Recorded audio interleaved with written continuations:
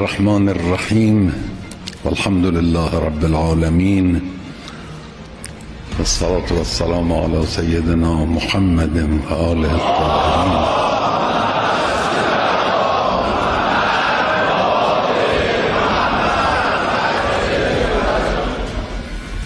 مبارزه کن، میفرماید جاهد، نمیفرماید قاتل.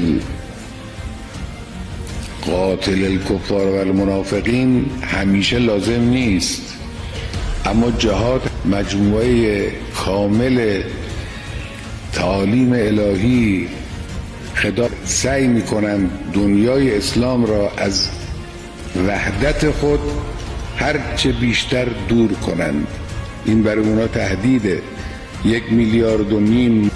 اگر مسلمان ها متحد باشند وضع فلسطین یک جا به دست بوکو حرام و داعش و امثال اینها کشته میشن، یه عده هم در این آتش ها میدمند.